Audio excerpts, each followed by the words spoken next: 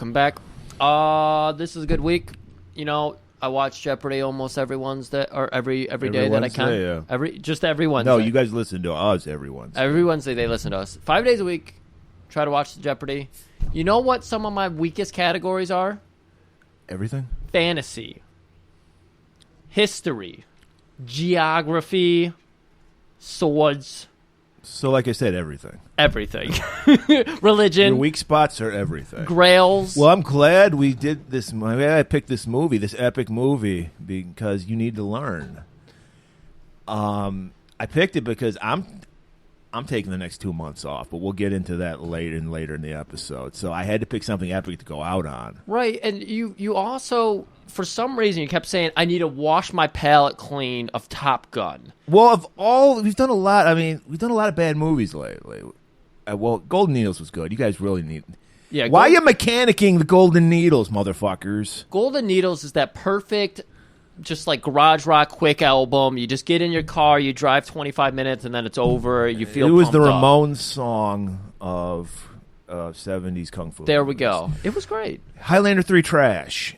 What did we do before Highlander? I think we didn't like that movie either. You're asking me to remember what we did like 4 weeks ago? No, that's impossible. Yeah. That's impossible. Me too. So I want to do something epic, a movie I've been meaning to do for a while. I think to me this is the definitive King Arthur movie. I got beef with, I don't know why they do this now, but because there's been, I don't know, like 2 or 3 King Arthur movies since this movie came out in 1981. One was Clive Owens, when they were trying to make Clive Owens a star, and then that never panned out. Yeah. I think what the fuck? It's not the girl. And then there was a girl they were trying to make a star. I don't remember because they're nobody actors. Yeah. She was not the girl from Titanic, but the chick who kind of looks like her. I don't remember, but she was good. She was like the, I don't know. And then there was one, a Guy Ritchie, I think recently in the past like 5 years. You like Guy Ritchie? Arthur. Yeah. Have you seen him? No, I hate Guy Ritchie. He's the poor man's Tarantino. Oh, okay. And so I like fantasy. I actually prefer fantasy over science fiction because I like gritty blood and thunder, tits, fucking like to me science fiction. And not that I don't like science fiction. There's science fiction I do like. Yeah. But it's so antiseptic. I think we've had this conversation before on the show. It's so sterile and clean. Yeah. I like gritty, violent, chop a motherfucker's head off shit. So I lean toward fantasy. Yeah. And there's so few good fantasy movies. There's a lot of great sci-fi movies, but there's not, because I think a lot of it is when people think fantasy, think fairy tale. Yeah. So we have to make it for a kid. Yeah, they really stretch it, and it always seems to come out looking like what's the one that everyone likes? A Bride's Tale or what? What is that? Princess Bride. A Princess Bride. Yeah. Yeah. It always comes out like that, which Right. is a good movie. But Well, yeah, but like I said, I want an adult you want fantasy Conan. movie. Right, Conan, Game of Thrones, that kind of shit. Yeah. And it's very rarely do they do that. And they all. I'm sorry. Did you watch The Witcher? Because that's kind of got the fantasy I background. did not. I watched the first episode. I thought it was bad. I don't know. Okay. Maybe it gets better. I thought I got a very like Hercules Xena vibe off it. Yeah, because it's people who like poison themselves to become stronger because the enemies are that tough. Yeah. But I hear there's a lot of fucking and shit on it, but it's just not enough for me. Okay. But another pet peeve I have with fantasy movies is if there's like a hint of truth to it. Obviously, King Arthur didn't exist, but England exists, obviously. So they're like, does it? In my mind, it does. So they're like, let's act like King Arthur was a real guy and just remove all the fantasy shit from our fantasy movie. No Merlin, no magic, none of that fun shit. Yeah. It's gonna be like I think the Clive Owens one, because I just watched the first 15 minutes and turned it off. But I remember, like, he was supposed to be a Cossack, which is they're from fucking, like, Ukraine and shit. Interesting. It was irritating. And, like, Guinevere was a Celtic warrior. Yeah, I said Celtic, motherfucker. I didn't say Celtic. I said Celtic. Celtic. By the way, fuck you, Celtics. Way to lose. Like, dickheads. Hooray. Yeah. The good guys won for a change. Oh, no, I just mean they fucking suck. Yeah, they choke. Yeah, Celties. So I like this movie just embraces it. It's like, we got Merlin. I mean, it didn't have a huge budget, so they couldn't go crazy. Okay. But I liked it that they were just like, we're going to embrace the story because I mean, if you're familiar with the King Arthur, which Griff isn't familiar with the King Arthur story, they follow most of the main story beats of his life. We get his whole fucking life. Now they made this fucking movie. It would be a trilogy of 3-hour movies. Yeah. They just cut out we don't see any 10-year-old Arthur because we don't need to. We just cut to a baby fucking man. Well, I mean, we see it in our wrestling, we see it in our movies, we see it in everything that Disney has purchased. It's not about making a good story, it's about making a marketing campaign. Making a franchise. Making a franchise. We can't just make a good story, a movie that stands by itself. We got to stretch this into 9.5 movies and make sure that we can sell lots of t-shirts TV show and toys. spinoffs. TV show we got to make sure it's the most marketable franchise possible. Water it down. Water it the fuck down. Put black people in there for some reason, even though it's like England and the Dark Age. I'm sure black people did exist. I'm pretty confident of that. Yeah. I don't know if they were in England in the medieval times. I don't know. Right. Who knows? But this is exciting because you actually went as a baby boy and saw this movie in the theater. I told you my mother was a bad mother who would just be like, taking whatever. I didn't ask to go see it. She took me to go see this. I didn't. She wanted to make sure you grew up a man. You got that. You got that Swedish blood running through you, right? So, I was 7, 81. Yeah, I was 7 when I saw that. Were you like, give me a fucking Excalibur? Let's go find. We are in Michigan, so you were probably like, go find me a lake. I need my sword. Plenty of lakes. Yeah. Now, would yours be glowing green? That's a lot of Luke happenings there. I guess it would. Since I'm a bad guy, I guess it'd be red for the Darth Vader. That's right. There's a lot. You can tell that George Lucas was really into the King Arthur story because there's a lot of similarities between Star Wars and Can you help me out with that one? I mean, what are you seeing? Well, when we get into the movie, I will. Okay. I don't. You don't want to give us a broad stroke. Well, Arthur is Luke Skywalker. I mean, he's the chosen one. Right. It's going to bring, instead of balance to the Force, he's going to unite all of England. Right. He's prophesized. Okay. Merlin is Obi-Wan Kenobi, obviously. Yeah. Yeah. Now, you say there isn't a very high budget, but some of the armor looked really cool. Like it was all made out of aluminum. Uther's armor was I loved really his cool. fucking armor, dude. He had the badass wolf fucking mask. Yeah, there was a couple different helmets that were really cool. The spikes and shit. He was straight up heavy metal, dude. Yeah, Morden, or is it Mordred? Mordred. His whole outfit was kind of cool. Yeah, it was sissy armor though. It was sissy, but it was still it was unique. But it was like it was like Gold Dust. Yeah, it was kind of like a badass. He's like, I'm such a badass. I'm gonna lull you in a false insecurity by being a sissy. Yeah, he had the whole he had big pronounced butt cheeks on his armor, so that was one thing. It was like a Cupid armor. Yeah, and then he would do the thing where he go and work his hands slowly up his body, and his mom put that peck jelly on his chest. Peck jelly on his chest. No weapon forged by man can get past that peck jelly. That's right. That is strong peck jelly. Our peck jelly dates back to what year would you say this is? What time was King Arthur's time? The Dark Ages, whatever that means. Dark Ages. 1000 AD? I don't know. Let's ask the highlighter because he's probably gone back. Yeah, probably lived during that time. He's still wearing his satin clothes or whatever, and his powder wig and ponytail. He's wearing fucking George Washington outfit in the Dark Ages.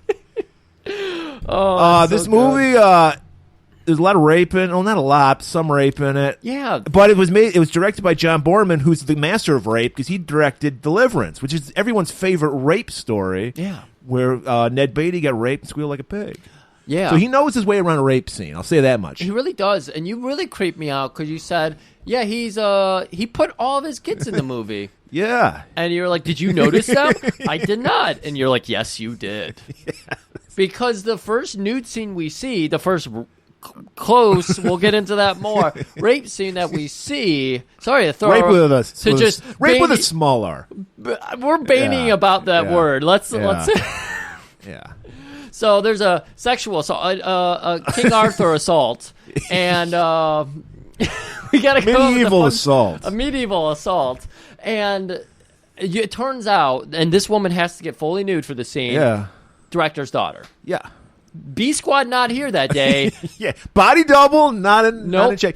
Yeah. only one other person I know does that is Dario Argento would have his daughter naked in a lot of his movies too. What's going on with these fucking people? They're European, dude. They're just like, okay. So they probably go to the beach topless all the time. You're just like, fuck, I saw my daughter naked this morning. Yeah. So his one daughter plays Igraine, the other one plays the Lady of the Lake, and his son plays Adult Mordred. It's a family affair in Excalibur. What is it about evil characters having blonde hair, especially in European tales? Because like the bad kid from Harry Potter, blonde hair. It's demonizing blondes. I'm offended by it. I'm offended by it. Well, I guess I'm not that blonde anymore. Well, yeah, we're blonde both, enough. Our hair's darker now, but we were both blonde when we were little. There I am. You have right a there. blonde ass mustache going on right now. Blonde ass mustache. Right now, as if it's not always blonde. It's glaringly blonde. It's glaringly blonde. So yeah, I think it's bigotry. I mean, because you all know, redheads are the evilest people in the world. That's what I thought. Blondes are the beautiful people. Lannisters, all blondes. Yeah, it's just, what's up with that? I never thought about it. You're right. Think about that. Especially in fantasy. Yeah. Last week we revealed the whole Marvel apocalypse, or rather the Marvel plot, the 4 Chris's of the apocalypse. Yeah. Yep. So they got Star Trek, they got Star Wars, they got Marvel, they got all of them, and they're all being led by a Chris. We're going to go see a Chris-led movie in a couple weeks here. Yeah. So, fucking Christ. Fucking Chris. Jesus Chris. Jesus Chris. Murray, there was something you brought up, and I was kind of put off. I was like, why did Murray ask me to watch this movie? Merlin is so weird because he's so serious, and yet he's so silly. Yeah, I agree with you. That's one of the few things I don't like about this movie is that he's kind of a comic relief character. When I think of, he's half demon, for fuck's sake. His father was a demon. Is that why he's always talking about the dragon? Yeah, well, the dragon is Earth, as he explains in that one scene. Oh, I can't understand propositions like that. Or exposition. Metaphors. Like that. Metaphors. Yeah, that's too difficult. That's also a Jeopardy category I often fail at. Metaphors. So, yeah, I think his mom might have been raped because his dad is an incubus who were like the male version of a succubus. So a lot of rape going on in these old Middle Ages tales. You telling me my favorite indie rock band of the early mid-90s yes. is named after a male demon? Yeah. And yet they male demon rapist. Sing so beautifully. Yeah. Wow. So, yeah, you would think a guy who's half demon would be a little... I would like a more menacing Merlin, but I don't hate it. I mean, I thought... I like the look. I like the fucking metal shiny skull helmet? cap. Yeah, it was liked cool. it? Yeah, Okay. it was cool. It was different. It was different. And I guess that the reason they did that was because originally the director was like, he wanted a more androgynous, weird-looking Merlin, so he was going to be totally hairless. Okay. And then Nicole Williamson, who played him, was like, no, I'm not shaving my head. So they just came through. And he's like, I'll go the opposite. You're going to be super hairy. So we had the beard and all that shit. Okay. But, yeah. So, yeah. I think we're pretty good here. I think it's time to get into that trailer. I don't know. I think I just fucking blew my load just doing the intro. I don't think I have the energy, Griff. Mattingly, bring me my unholy grail.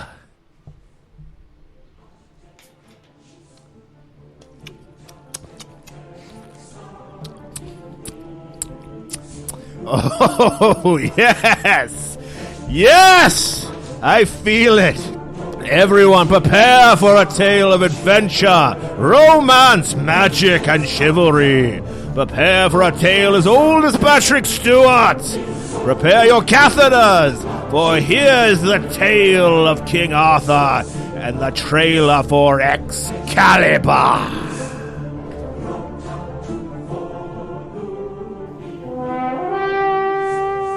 The wizard's ancient spell. Into the eyes of the dragon and in despair. And the lust of a lord. I must have her. One night with her. Give birth to an empire. Behold, the sword of power, Excalibur.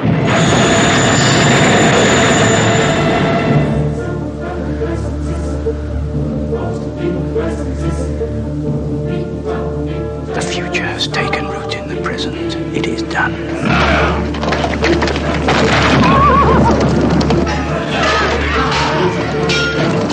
One man, one king.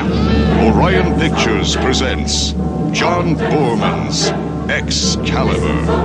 Knights of the Round Table, we shall always come together in a circle to hear and tell of deeds good and brave. And I will marry. Don't you know me, Merlin? Because I'm a creature like you. Their magic is Merlin. Are you just a dream? To some. A nightmare to others. Their king is Arthur. You are my husband. I must be king first. Their power is Excalibur. I swear eternal faith to Arthur, king. Sir Lancelot, you will be my champion. Witcher star, greatest quality of knighthood. True. We're hides evil then. Where you never expected. I protest my innocence. Were I not king, I would make you pay with your life. A world of wizards, kings, warriors, queens, swords, sorcery, and desire. Forged of splendor and magic, where future meets past, flesh meets steel, and the only fear is the pain of love. Excalibur, sword of power, sword of kings. The Dark Ages. The land was divided and without a king. Out of those lost centuries rose a legend of the sorcerer Merlin, of the coming of a king, of the sword of power, Excalibur. All right, so we start immediately a battle. We see guys. It's like guys got lances with fire on them. It's fucking crazy. And we see our man Merlin emerge.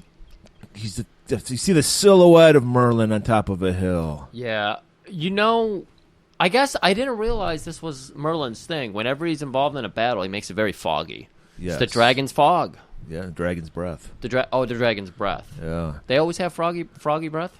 Yeah. And this is where we see that he's aligned himself with a man named Uther Pendragon, future father of Arthur. Okay. And he's like played by Gabriel Byrne. This is his first role, and he's just like villain, butcher, rapist, tragic, misunderstood character. I don't know. We'll get into that as we go further through this scene. This is like a prologue, if you will. Right. And he's like, Merlin, where the fuck is my Excalibur? I need that sword, because whoever has Excalibur is prophesized to lead England. So it's very important that they get Excalibur. Whoever has Excalibur is the king. So they were like in the woods kind of fighting here, weren't they? Yeah, they were in the woods. So they take out a small force, and then Merlin's like, well, fuck yeah. I mean, we just defeated this small army. Let's go to the lake. Right. Well, he's like, 'cause Merlin's back in Uther. He's like, this guy might have it. This guy, Uther, Darth Vader, like I was saying. Okay. He's got a darkness within him, but he's got this charisma, he has this power. He's kicking. I mean, because what the deal is in England at this time, there's just a bunch of tiny kingdoms, and they want to unite. So they're battling constantly. Uther wants to unite the country. Right. It's almost like they have like a big representative tournament, if they would, and then the champion might be the leader for all 7 of them. Exactly. This is their brackets are set. They're set. And now it's between Cornwall and Uther. Cornwall. That's not a strong name. Not Uther, at all. on the other hand. Exactly. Uther. Yeah. So Merlin, he's like, this is the one. I picked this guy. I got to go to the lady. And the Lady Lake agrees because she raises up Excalibur and gives it to him. And it only raises out of the lake for a true king. So it's got to be him. So now he gives the Excalibur to Uther, and he's like, I'm fucking king. But he's like, look, man, I don't want any more fighting. There must be a truce. Because Uther's like, let's fucking kill every motherfucker with this sword. Right. No. The part of the deal is I give you the sword, you do a truce with Cornwall, and we end this shit. So they meet at a river, and Uther's just like, hey, I got the sword. Yeah. I rule, motherfucker. Bow down to me. And Cornwall's like, fuck you, I ain't doing that shit. Right. And we're watching, like, all the soldiers and everything. They're all drinking and having a good time. A little bit of levity in their life of just fighting all the time. Right. I mean, you know how hard it is to fight on a rocky, foggy hill? It's awful. So you need to be able to relax for a while. And that's when Uther sees her. Well, no, this is before this, because then Merlin goes, Uther, come on, man, part of the deal. Oh, okay. Then he's just like, then he tells Cornwall, I will give you all the land from this river right here to the sea. And Cornwall's like, all right, I'll take that. That sounds good. Okay. Right. I thought they were already drinking over there. No, so this is where they finalize the truce. What the fuck was going up? They were slicing their wrists to fucking do a blood brother thing? And that doesn't seem smart. I don't know. But this is the Dark Ages. Yeah, they for put a leeches reason. on it right afterwards. Yeah. Don't worry about it. It's the Dark Ages for a reason, so, you know. And yeah, then they have a feast because they're like celebrating. They're like, the wars are finally over. We're finally going to have a united England. Right. But then Uther sees, what's her name? Igraine. The wife of Cornwall. Oh, boy. And she's doing, it's kind of a Stevie Nicks white girl dance. It's not that hot, but no. You know, this is the Middle Ages. They haven't met black people yet. So Is they it don't Middle know or Dark Ages? Both. It's both. Middle Dark Ages. Medieval times. Just like the place you go and get the big turkey leg and watch the jousting. Yeah, they were all eating turkey legs. Medieval times is a very historically accurate place. And by the broccoli way. and cheese soup out of a bread bowl. Right. That was the sup. Exactly. Well, that's medieval dining right there. Right. So Uther he's like, hey man, I might not have the kingdom, but I got this. And she's doing her Stevie Nicks dance, spinning around with her shawl and shit. And Uther's like, who the fuck is that? Yeah. And he's like, I gotta fuck that bitch. And like his buddy's like, dude, we just We just ended the fucking war. My brother and all my family have got killed in this war. I don't care. You see that shit? It's worth losing everything for me to get my dick wet. Right. And I mean, I like the Foley work. They did some great Foley work in this because when he gets all horned up, Uther, he starts shaking real hard, and he's got all that armor, so you hear. Well, it was a little around. overboard when they did the sword coming out of the sheath sound effect. But wasn't it just for Excalibur? No, or was that all of them? That was for his boner. Oh, that was. It was a little overboard. It was like, come on, yeah. You know? But you know, like you said, they throw in some comedy every once in a while to ease the tension. But he's like, I got to bang that broad. I don't give a fuck. Right. And so immediately they just I like first hour. It's very just cut to the chase. They're outside in a siege trying to get Igraine from Cornwall. That's what this was. Yes. I was so confused. I was like, and now we're sieging again? What the hell happened here? Yeah. So he legit was just like, nah, fuck this. We're going to war. I need to bang that broad. Right. Okay. So he's like, Merlin, where are you? Merlin shows up because he needs Merlin's help. He's like, I got to bang this broad. You're my fucking wizard. Do something. And he's like, I will, but I'll get you. You'll bang her, but I get whatever is a result of this banging. Yeah, well, he says it more cryptically. You've done a nice thing. Yeah. You've turned the you gotta give me legalese something. into English, Old English, medieval English for us. So they're standing up, and it just so happens that there's this weird rock formation, almost Stonehenge-like, overlooking the castle that they're sieging here. And he's like, well, he's nuts. He's like, whatever you want, Merlin. Yeah. I gotta fuck that. Yeah. So this is the genius of John Borman. He puts the perfect metaphor for what Uther's going through at this time. Right. I've been eating too much broccoli and cheese in a bread bowl. You're going to have to explain this. I don't get metaphors. Okay, so I brought up this phrase. I coined it, but every man's felt it at least one time in his life. Yeah. It's called the pussy fog, where you're so horny for a chick, you lose your fucking mind, and you do stupid shit. You do self-destructive shit. You do degrading shit at sometimes. Every man's felt it at least once. Even if you're gay, it's called cock smog if you're gay. Yeah. But it's that madness that comes over you, and then once you get your dick wet, you're totally fine. It goes away. It's just, you're all of a sudden clear-headed again. Good. You're not regretting it. You're good. No, you might regret it, but you're not insane. You're like, what was I? Her? Why was I losing my mind? But yeah, it sucks. It happens to everybody, and this is what he's going through. So I like the fact that he literally creates a mist, a fog, if you will, for Uther to get to Igraine. Right. So they set up a thing where the fog rolls in. So Cornwall's like, this is my chance to attack Uther's camp. So he takes off from the castle. So Igraine's by herself in the castle. Yep. And he's just like, he does the fucking spell, Anal Nathrak, Tarara Boom Die, whatever the fuck he says. Anal Nathrak, Tarara Boom Die. And then the fog glows up, and he's just like, all right, here's the deal. I'm going to put an illusion on you where you're going to look like her husband. And your horniness will keep you aloft on this fog. Don't worry about it. Get on your horse, right on there. But that is but an ocean. And he's like, your horniness will keep you aloft. Yeah. And he takes the plunge. He's like, that's like I said, he's so fucking in the pussy fog. He's like, I'll do it. I'll just go. I know we're on a cliff, but I will do it. And lo and behold, his horniness kept him aloft. Question.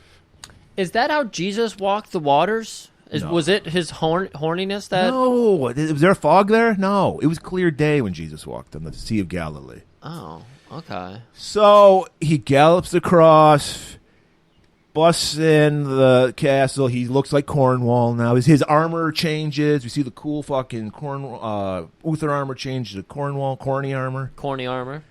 And he walks in on Igraine. All right. I hate the fuck that we have to, like, we live in a culture, I have to preface this, but I will preface this. A rape occurs here, all right? And it is a rape. Medieval assault. I am no way am condoning rape or making light of rape. I just want to put that out there. What I'm saying is, and I've talked about this before on the show, I think, there are some women who have what's called a rape fantasy. Emphasis on the word fantasy, okay?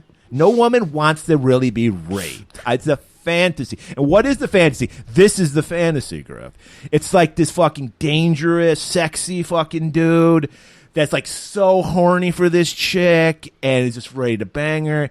And that's what it's like a romance novel rape, which romance novels apparently are full of that shit. And women read those things. So I'm reporting. Okay, I'm just reporting. But he comes in as her husband. Mm-hmm. So he pulls the Lewis, yes. So he's already going full Lewis here. Yeah. Which we've established is a full R. But I think we learned from Revenge of the Nerds the sex is good. Is it rape? That is, if you are believing in that verdict, the old Louis V. whatever that chick case, we got our ruling on that one. It was full R. Okay. But this one, it's got to be full R too, because he's in a Darth Vader disguise. Right. He was even disguised as Darth Vader. Right, yeah. The metaphors are just crossing over too well. I get metaphors now. Oh. Yeah, this is full R. One thing I'll say a little wrong. Don't do it in front of the person's kid. Yeah. All right? That I will say is wrong. Yeah. I was going to say, this had to get... I mean, she was obviously into the fact that her husband is walking in. He probably has not been into her at all. Suddenly, he's... Well, he in her mind, he probably just won the battle, so it's like he's ready to fuck, you know? I don't know. She had that look on her face like, oh, what the fuck's my man doing back here? Well, she's like, you left a half hour ago. Did you forget your keys or something? And he's just like... Exactly. Yeah, there's a key in my pants. And he just... And every woman wants a guy to look at her the way Uther is looking at her. It's true. Hungry. And he just fucking grabs her, gives her a smackaroo, rips her fucking dress off. She's like, Morgana is watching, and Morgana, turn around. Yeah. And she goes behind. But the thing is, she's about, what, 5 or 6, Morgana? Yeah. They have a castle. Can't she have her own bedroom by now? Why is she sleeping in the same room as her parents? Because it was cold, and she had to keep them safe. Their castle is under siege right now. Okay. But why she went under, just behind a veil and then stares at them? Well, she's a weird kid. They play. She's a weird woman. She is a child. So okay. When she grows up to be a weird woman, she is a weird woman when she grows up. But seeing that, she does it in necromancy, for Christ's sake. She seems to have a vision too, where she sees down and out of her father's eyes. Yeah, exactly. She witnessed, because while this is going on, her father, the lamest fucking death of all, his horse throws him off and he just lands on some swords. This is the death we see in every movie where the hero's limp in a battle and his enemy just happens to fall on him as he turns this pointed stick at him. So Cornwall's riding in, his horse bucks. He falls over on some halberds that are there. Yeah, and she sees that. Like you said, she witnesses that in a vision because that's why she's drawn to Merlin, because she is not of this world. She is like... She's a precog. Exactly. To use some Philip K. Dick terminology. Right. And so, yeah, she's like, she knows something's up. I think she sees Uther for who he is. Oh, she definitely does. That's why she grows up to have this, bloodlust for him. Right, this vendetta. Vendetta. And so he's so fucking horny. And I get why, because it must take like an hour to get in the armor. He just fucks her in his armor. Yeah. And he's pounding she's totally naked. He's pounding the shit out of her. Yeah. We got that fires of hell in the background. It's a hot scene, man. Didn't even get the ice cubes I out. mean, look, on the Swedson scale, I can't say a 10 because nothing can top Highlander 3 on the Swedson scale. Yeah. But this is I don't know. I mean, take rape out of that scenario. Just imagine just two people fucking. It's a 9 for me. I mean, we have O Fortuna playing here as he's penetrating, and you have the fire dancing along with the big score and everything. Right. It's the music is quite fuckable. It's quite fuckable. And the sexual movements are pretty good. So I'm going to give it a 9. I want to give it on the Murray scale. It's a 10, but on the Swedson scale, which is a lot more stringent. Right. Like I said, 1. Dan DeVito and Rhea Perlman. 10, Highlander 3. There's a whole, so yeah, 9 on the Swedson scale. All right. So she has just apparently fulfilled our fantasy, and she's feeling fulfilled. Yeah. She's walking around the castle. She is filled. Yeah, she is filled. She's with child. So she's walking down the castle because everyone's like, hey, we found your dead husband. She's because he just bails immediately. He just he pumps and dumps. He's just like, he comes with the fog lifts, and he's just like, I gotta get the fuck out of here. How did he get back then? Did he just walk out? Well, it's 9 months later when we see him again. Yeah, I'm saying that night when he's like, all right, I'm done. Did he just walk out? Because you said the pussy fog is lifted. He can't come the way he came in. He just walked out. He just walked out. Yeah, because he still looks like he's right. still Cornwall. Yeah. All right. So so everyone's like, yeah, your husband's dead over here. He fell like an idiot and died on fucking rack of swords. Slipped on a banana peel, landed on a sword. And Morgana's the only one's really fucking fucked up about this. My father. Right. And then we cut to 9 months later. Like I said, it's just cut to the chase, this movie. We don't, but hey, he could have, because he wins the battle. He is the king of England. Uther is the king of England now. Yeah. He could have just thrown her to the wolves, but he's like, no, you're going to be my wife now. Right. I'm going to raise this child made of love. Well, you're jumping forward a little bit because it seemed like he just wanted a concubine. And then... what did you say? A concubine. I thought you said concubine. All right. Oh, okay. I'm sorry. Right. Concubine. Because it seemed like he just wanted to fuck her. Right. He wanted what he couldn't have. The pussy fog. That's the thing. Uther's too passionate. That was his downfall because everything he wants, he has to have. He has no delay gratification. Mm-hmm. He could have worked her. He could have said, hey, slowly romance. But he's just like, I got to bang this chick. Look, this is Crusader Kings 3 all day. Like, this is kind of subterfuge you have to play in that game to get a hold of another kingdom. You can't just go to war with everybody. Sometimes you have to do some diplomacy and get in the wife's underwear. Diplomacy? I don't know. So she gives birth to Arthur 9 months later. Yep. Arthur, but Uther, I can see why Morgana hates Uther because he treats her like a stepdaughter. He's like, get the fuck out of this room, because she's just sitting by her mom looking at Arthur. Right. He's like, beat it, bitch. Yeah, I want that demon's eyes off of me. Her gaze gives me the chills. Get her out. Away with you. And then, but this is the thing, man. He's like, you know what? Looking at you holding that beautiful child, I'm going to turn over. I've been a butcher my whole life. I live by the sword. I might die by the sword. Yeah. Now I want to turn over a new leaf. I want to love my fellow man instead of chop his fucking face off. And I don't just want to come in here and fuck you. I want you to be like... Right, I respect you now. I respect you. Well, it's the classic thing. Now that she's had a baby, he's like, like some guys are like that, where they're like they don't want to fuck the woman anymore because they had a baby. It's some kind of weird, maybe some weird Oedipus thing. I don't know, but they're just like, yeah, you're not a sexual being anymore because you had a child, right? You know? So maybe that's what Uther's. My going kid through. came out of you. You're no longer fuckable. Right. You're just like Neil Pearlman and Ron Howard. Wait, what? Danny DeVito. Rhea Perlman and Danny DeVito. I don't even want to watch you fuck anybody. But he's like, you know what? I'm going to be a loving king. I'm going to, he's going to fulfill the prophecy that Merlin apparently wanted him to. I hate to go topical. We're supposed to be in this fantasy world. Right. But I was reading some of the rulings that the Supreme Court came out with when they decided abortion should be banned. And Clarence Thomas actually cited this movie, this scene. And he said, what women don't realize is that once they have the baby, the man will love them, and they'll have the happiest family ever after. It worked for Uther Pendragon. Yeah. So there we go. That's there why. You go. We just shut it down. Like this. I was against getting rid of Roe versus Wade, but now that you broke it, you told me the great lawyer of all, the Supreme Court judge of all time, Clarence Thomas said it. Mister, is that a pubic hair on your Coke? I forgot he's a... Jesus Christ. The Clarence Darrow of our time, the Thurman monster of our time. I forgot he was into putting pubes on people's coats. Oh my God. He says that it makes sense. Yeah. God, go figure. We have like 3 justices who are into weird pranks like that. If you consider possibly assaulting a woman a joke, which some of our Supreme Court justices do. Yeah.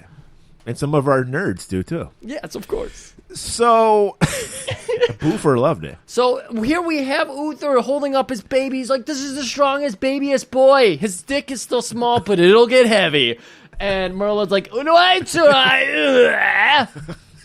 I've come for what's mine. And he's like, but first he's like, come on, Merlin. Come on, man. You're ruining my moment here. We had a deal. And then he's like, all right, give me he's like, just take the baby. Just grabs the baby. Morgana freaking not Morgana, excuse Ingrate. me. Ingrate. Freaking the fuck out. Ingrate is an ingrate right now. Yeah, exactly. She's freaking out. Like, you can't give up my baby. I fucking spent 9 months working on that motherfucker. And no. And Merlin's like, bitch, I've been sleeping for 9 months with my Anil fucking spell. Exactly. So, of course, Merlin's got to get his way. Uther's like, hey, I just promised to be a whole new man. He waited for me to announce that before he was like, you can't squelch on that deal. So here he is. He's keeping up his end of the bargain. Right. For about 5 minutes. Like we said, his problem is he's delayed gratification. He's too reckless. Because literally 5 minutes after Merlin's out the door, he's like, no, I got to get my kid back. So he runs after Merlin, and as bad luck would have it, some of Cornwall's men are still loyal to him are out there. Oh, that's what was happening. And they're because Merlin even told him, he's like, dude, you took a truce with the guy and then immediately fucked his wife. Nobody likes you, dude. Yeah. You're not the king you're not the guy I thought you were gonna be. Yes. This guy points to the baby, this guy's gonna do it. He's gonna be the fucking all-star. He's gonna be the Luke Skywalker. That's right. We gotta take him to Tatooine. Right. Was that the... Yeah, that's it. Okay. And so he's chasing after Merlin, and then the Cornwall guys assault him, attack him. Right. And he's so arrogant. He didn't learn anything because he's just like, if I can't have Excalibur, nobody can have Excalibur. And he puts it in the stone, and it goes right in there like the hot knife through butter. Right. So he's got all the guys chasing after him. He's been wounded. His knee's busted up. He kills a couple guys. Gets to his final, breath, finds that stone there, and just jams the sword in. So much like Darth Vader, Uther's a little more tragic than we think. Still kind of, medieval assaulter. Yeah, but, the fog. The fog. Cut to, we don't even see him drop the kid off. It's just Arthur is 16, 17 years old now, played by a 30-year-old man. Yep. But he's got to play the whole lifespan, so we cut some slack. Right. And, again, we were talking, this is just typical medieval fest affair.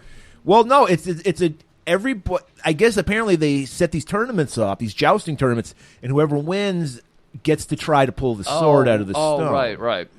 But like you said, it is like a Grateful Dead tour. There's like the people with the acid. They're there just sell drugs to people, licking toads, right? Eating various mushrooms. People with like elephant ears selling those. Elephant ears. Wow, they go all. You wouldn't even think they knew about elephants, but here they are. Well, they know about the dessert elephant ears. They don't know why they call it elephant ears. They just learned about it. Yeah, the pastry. That's really interesting. And so we see, lo and behold, born an elderly man, Patty Stew shows up. Man, an unknown Patrick Stewart. It's funny how the stars of this movie didn't have really any career, but there's a lot of like minor characters that went on to have big careers in this movie. Yeah. And we already have Gabriel Byrne, and now we have Patrick Stewart playing, I don't remember what the Leo deGrance. Leo deGrance. Leo, who is Guinevere's father. Okay. And he wins the tournament, so he gets to pull on the sword, and of course he's fucking 100 years old. I just want to point out, Patrick Stewart is 8 years younger than me in this movie, and he looks like he could play my father. He at that time he didn't even have color in his hair. He already had the horseshoe baldness, and it was gray. Yes. That's rough. That's pretty rough. It is rough. I guess. I mean, he did well for himself, though. Yeah, he did. He did better than anyone in this movie. Talk about big dick energy. Right. And he's the king of fantasy and sci-fi. And Marvel. Marvel. He's Professor X. Professor X, of course. God, he is. He's the ultimate. So he can't pull it out, and he's like, it happens sometimes. And then I guess they're setting up for the next tournament, and at this point, Arthur is just the squire to his older brother, Kay. Mm-hmm.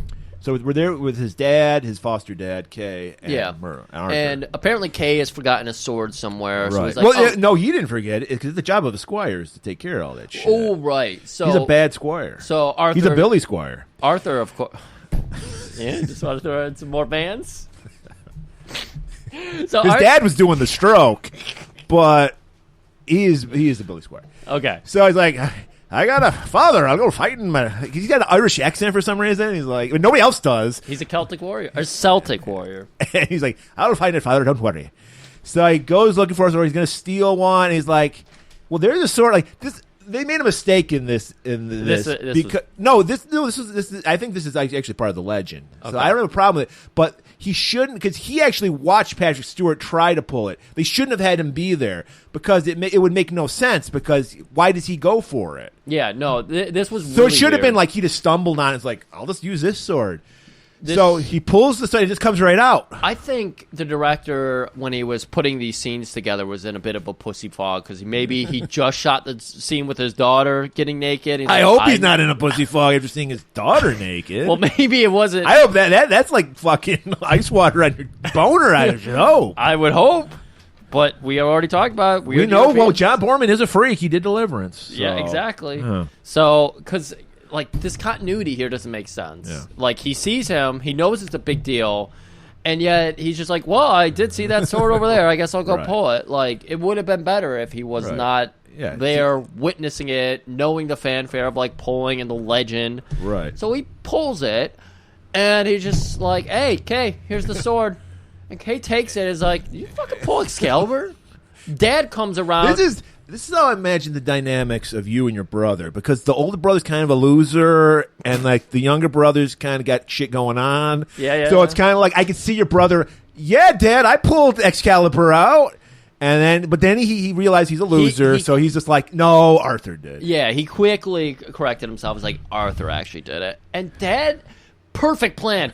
Oh, put it back in. I'm going to get a crowd. Yeah. Well, I think first he was like, no, you can't be the king of fucking England. Put it back. It's got to be somebody else. Yeah. So. Well, didn't he know? Because Merlin hand-delivered it. So he knew. He was just like, no one's going to believe this. We live in the fucking dark ages, for God's sakes. Right. We need the idiots to see it happen. Otherwise, they're going to say it's magic or some bullshit. So he puts it back, and then the guy named Urine or something, his name was Urines or something. He's like, "No, I'm going to pull it," and he's just tugging on it, can't do anything. And then Arthur, I'm going to fuck up. I don't know why, but I'm going to fuck up Arthur and Merlin all throughout this fucking episode. Yeah. Arthur's just like, what? He just pulls it out, and they're like, holy shit, fucking Patrick Stewart's there. He's just like, he's the king! Yeah, and of course we're going to have some dissent here. Cause Yeah, Euron's like, no, he's not. my pissy is. I'm the fucking king. Just give me the fucking sword. But I think it's Leon de Grace. I think the N is missing there. I think it was Leon de Grace. No, there's no N. I wrote it out. It's Leo de Grace. Okay. Leo de Grance. Okay. Leo de Grance. So Patty Still, he's just like, fuck all y'all. You saw me in there. I'm the goddamn champion here. If you want to fuck around and find out, this man is king. Right. So if I couldn't pull it out, Yeah. then he's got to be the king. He may look like a dweeb. He may talk like a dweeb. I don't know where his accent's from. But fuck it. He's my king. And as they're arguing about that, Merlin just comes out of the woods. Always. Just happens to be coming out of the woods. And he's like, yeah, this kid's the king, man. Bow down. And then they're like, everyone's like, so it's divided again because Euron's people are like, fuck that. I'm not ever going to fucking believe this guy's the king. And Patrick Stewart's like, he's the king. So is this like a Gandalf situation where everybody knows Merlin and they're like, oh shit, Merlin? Yeah. Okay. Well, yeah, obviously Gandalf was based on Merlin. Yeah. Sure, that's Yeah. fine. So, but yeah. I'm just saying, I was like, because Merlin just shows up and I was like, oh, fucking Merlin. Right. With that helmet? Okay. Yeah.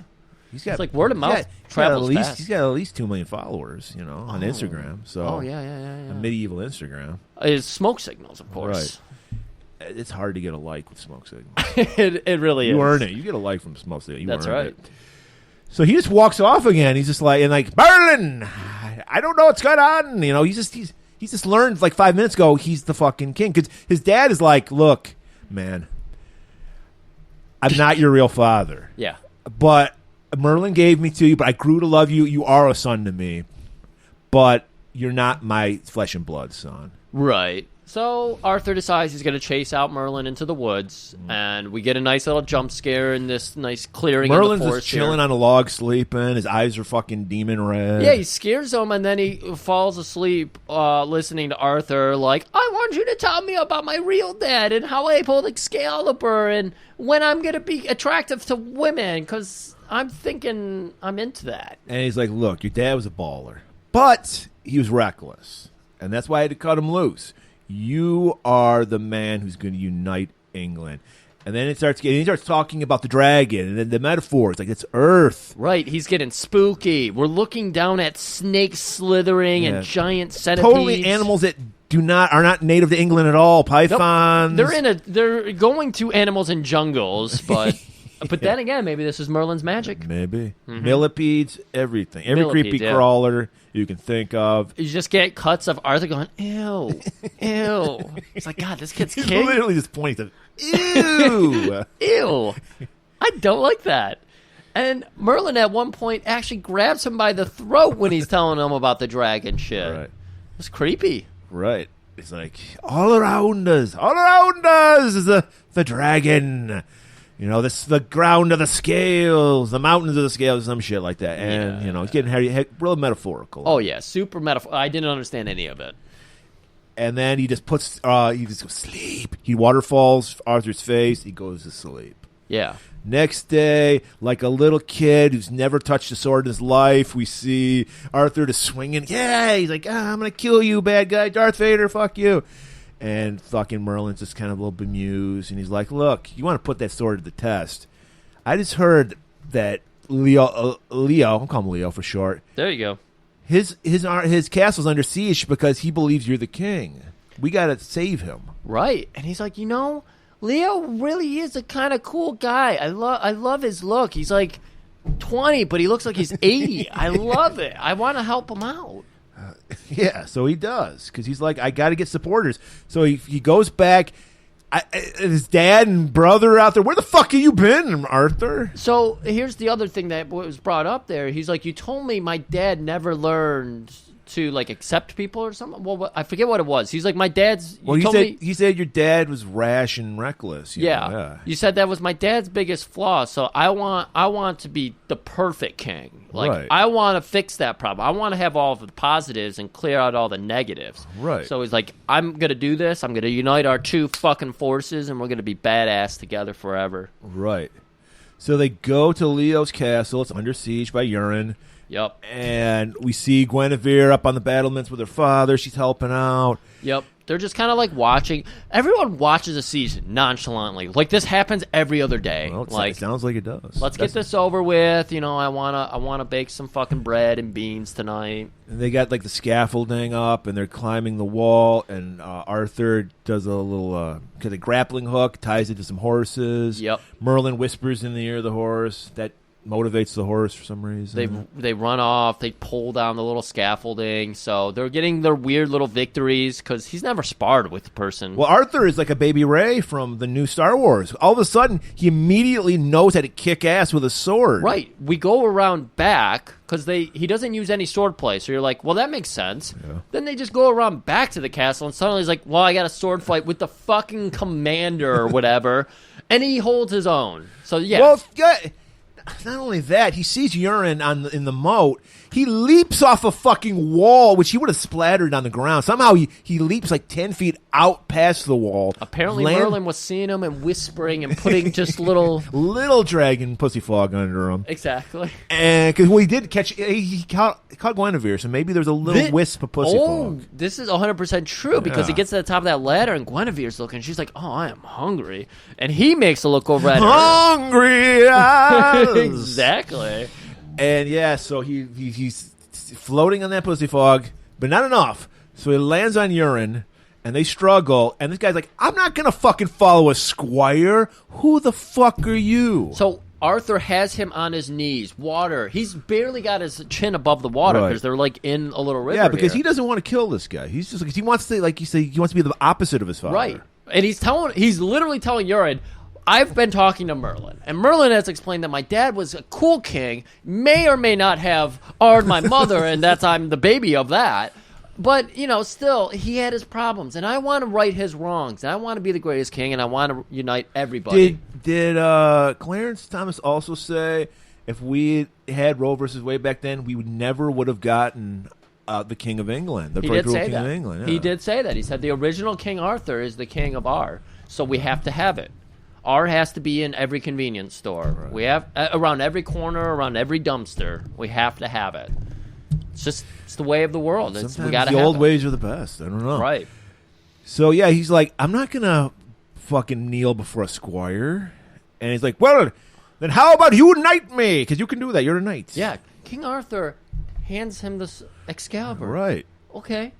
Well, knight me then. You're right. And the guy's like, holy shit, I have Excalibur. He's wanting to chop fucking Arthur's head off, and he's struggling. And he's like, this must mean something. I want to kill you and take this sword, but I can't. There's a force, George Lucas, stopping me. Are you thinking Excalibur was stopping him? Yes. Or do you think it was just his charisma? No, it was Excalibur was stopping him. He totally would have killed Arthur. Oh, okay. Because he's like struggling with it. He wants to come down. I thought that was his internal struggle, No. Murray. I thought that was the metaphor. The guy's urine, for Christ's sakes. His name is Urine. That's a piss poor name. So just as about you think he's going to chop him, they go, in the name of St. George and the Father and the Holy Ghost, you are a knight. And now they can respect him. He's finally a knight. He's joined the club. So now we're in the woods post-war. We're just sitting there under a nice peaceful dogwood, and Guinevere's stitching up Arthur. So, of course, just fucking a couple hungry kids looking for a little snack. Murray, that's a metaphor. That is a metaphor. That's more than a mouthful. That's So then later on, they're having the party in because everyone's like, don't let your wives dance. We know what happened the last time we had a feast. So you didn't see Leo's wife. She was put away. That's true. Yeah. I didn't think about that. So they're Merlin, like I said, Arthur is dancing with Guinevere, and he's like, oh, my side, I got stabbed. I need to rest. So he's sitting next to Merlin. He's like, she's pretty hot. I'm getting a little foggy here. Yeah. Can you do something about that? Can you make her fall in love with me, Merlin? I'm not doing that shit. The last time I did that, I was laid up for 9 months. I don't think so. You got to earn that shit. And he's like, well, maybe I will, because he's a pure of heart guy. Right, but he does ask Merlin. He's like, you're one of them precogs you've been telling me about. Tell me about the woman I fall in love with. And he starts telling him about, some foggy story, some puss fog story about like how he's gonna fall in love for the wrong woman, and it's gonna end up being his demise or whatever. Right. So we get a nice little back to foreshadow there. Right. And then Guinevere shows up, and she's like, I made these hash brownies for you. They'll help you with your pain. And he takes one, and he's flying high. So now we cut to we don't even get a montage. We just see that he's just battling because he's wanting to unite the country. Yeah. But they have to get across the bridge to get to the next battle, Griff. Right. And, of course, everyone's standing back. They're like, there's a badass knight on the other side of that Not bridge. standing back. People are coming back fucked up. Oh, okay. Leo got his ass beat up. Fucking Arthur sent his poor fucking elderly dad to get his ass kicked by Arthur. And they're like, Arthur's like, I guess I got to handle it. I'm the king after all. So he goes to the bridge, and there's this beautiful knight in this shining armor. And he's like, what the fuck? Why are you blocking the bridge? And he's just like, I need to test myself. I've never lost a fight in my life. Right. My name's Lancelot. I'm from across the sea. Apparently, Lancelot's French because he's across the sea. Are they going to challenge for the Atlantic title or whatever it is? All Atlantic title, yes. Atlantic title. And he's like, I've never been bested, and I'm hungry for a challenge. I want a king who's worthy of my blade. Right. I'm such a badass. You need to beat me in combat to get my respect. And we're going to go through the whole Renaissance Fair affair. We're going to Right. start jousting. Well, they eat a turkey leg. Yes, of course. You got to have a full belly for some reason. For fighting, yeah. Well, these fights do carry out a long time, which you wouldn't want to... Say starve or rape, feed a joust, I think is the old saying. I think, I think it's just right. Yeah. It's the wrong... You don't want to protein up here, though. You want to start earlier and carb up, and then protein afterwards. So they got the operation all wrong. But hey, idiot ages or whatever we're calling it. We're not in the paleo age anymore. This is the middle age. Yeah, this is middle age. Middle dark ages. Yeah. Middle class dark ages. So Arthur pulls out one of those pot brownies. He's like, I'm ready to go. This is a good idea. Then Arthur loses. He goes batshit crazy. Like first they joust, and he gets the best of Lancelot. He doesn't knock him off the horse, but he does hit Lancelot. Lancelot's like, all right, that's pretty good. Let's do it again. And then Lancelot just knocks that motherfucker right off his horse. Right. Now they're on the ground. They're fighting and everything. Arthur loses his fucking mind now. He's like, I'm going to fucking kill ya! Right. And Lancelot, calm, cool, collects, not sweating at all.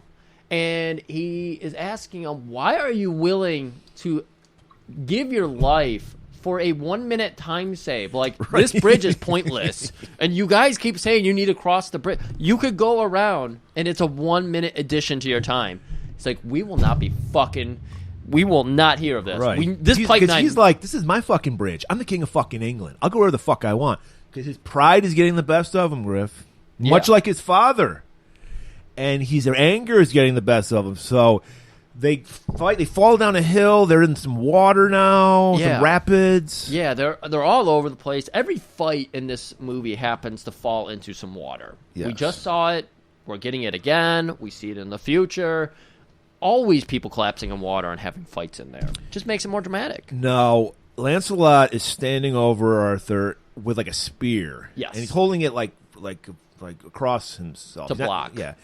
And Arthur's like on the ground, and he's just so fucking angry. He swings, he's like, by the power of Grayskull, and he fucking hits the spear, shatters it into a million pieces, hits Lancelot, knocks him down, might be dead. Yeah, but it breaks Excalibur. It breaks, all right. And why did it break? Because of his pride and his anger. The Lady of the Lake was disappointed with Arthur, I should say. Arthur, yeah. And he's like, oh my god! But he's unlike his father. He'll admit to his mistakes, right? And he immediately admits, what the fuck am I doing? He's out of the fog. Yep, he's in the battle fog. He's in the battle fog. Little cock smog, maybe. A little bit, maybe. There's a little tension between these two. Yeah, there is definitely. And so he's like, Merlin, I ruined the sword. It was my damn pride. And he's like, then we see, and the fucking Lady of the Lake hand shows up, and he's like, throw the fucking sword in the water, quick! God damn, like a perfect Dan Marino toss. Guy's a lefty. Fling. Perfect spiral into her hand. She goes down in the water again. And then because he admitted he's learning. He is the chosen one. Is this like a Catholic thing? He repented his sins, and now they're like, yeah, you're absolved. Exactly. He said a Hail Mary. Yeah. He threw a Hail Mary. He threw a Hail Mary. And then the hand comes up again, perfectly fixed Excalibur. And he's like, quick, get that shit. Because she's a girl. She can't throw a football. She can't throw a perfect spiral. He's got to go get it. That's right. So he gets it, and he's like, hey, another lesson learned. He's learning. And there's Lancelot just slow clapping his ass off. He's just like... golf clapping it. Fuck, that was amazing. What kind of magic man are you? Your hair needs to fill out a little bit more. I got perfect rock star here. You got a little boy hair. But I think you got it. I think you're going to be my king. He kneels and he just licks the sword for some reason. Yeah. That was a little off-putting. My sword and my mouth are yours. Why is the mouth his too? Why did he lick the sword? I don't know. I don't know. So now we get to the final battle to unite of all. We don't see the battle. We see the aftermath. And everyone's celebrating. The good guys won. Arthur has won. Finally, Griff, England is united under one king, as it was meant to be. And they're partying and shit. And then Merlin's like, whoa. Hold up. Quiet, everybody. We're going to remember this day for the rest of our fucking lives. So stake it, much like a great fine wine in Italy that Arthur Bishop would have. Yeah. Savor this. Yeah, that was... Mechanic 2 was the Mechanic with Statham. That was the other movie we did that I hated. Oh yeah. That's the 4 weeks ago movie. That was, and you guys love it, and I hate you for that. So he's like, savor this time, boys. Your boys. We're never gonna be together again like this ever again. Savor it, Arthur. What are you gonna do to build on this moment? Well, let me tell y'all, I'm gonna get a table, not just any table. Richard Petty will be on it. And it'll be round so we can look at each other and tell about our exploits. And it'll be large, very large. So large we need a gigantic castle to put it in. I'll call it Camelot. And then Merlin's like, and just walks off. Look, everybody has been thinking square tables this whole time. Right. And then this is the biggest innovation of the Middle Ages, was the round table. Exactly. Everybody was so square. And Merlin... It's hard to see people. Yeah, Merlin has thought of this concept, too. You hear him in one scene, he's sleeping, and he's like, round table, not square, round. And so Arthur picked up on that, apparently, and he's like, we're going to make the round table. Unfortunately, they bought it at IKEA, and the directions made no sense. So it took a while to put it together. They lost a couple dowels. They had that ridiculous screwdriver thing, the Allen wrench. The hex/screwdriver. Yeah. It was rough, but they put it together. Yeah, it's too They had to use a little magic. Yeah. It's a good magic little table fog. Table fog. If only Percival were around at this time, he would have known exactly. Yeah, they would have totally put him to the table. Yeah, Percival is that perfect guy. He would have been like, oh, I think IKEA furniture's fun. It's like a puzzle. Yes, Exactly. So now we have a king. We need a queen, Griff. Oh, I thought you were going to say a table. No. We got the table. Oh, yeah, we got the table. I'm sorry. It took, like I said, there was a little table fog. The round table, it's blowing the dragon's my mind. breath can do everything, dude. Right. Yeah. If you notice, as we go around Camelot, it's nothing but round tables. He's really fucking proud of that table. Right. So we're going to have the wedding of Guinevere and Arthur. So they're going to the wedding. Has Camelot been built already? I don't know. Yeah, I don't know, but they're doing a cool outside wedding. Yeah. You know? Yeah. In nature. Well, yeah, right. Because this is the whole premise of this movie, and Merlin points it out, I think, in the scene, is that the old ways are going away and Christianity's taking over. Oh, the pagan gods are going away. That's right. So, yeah,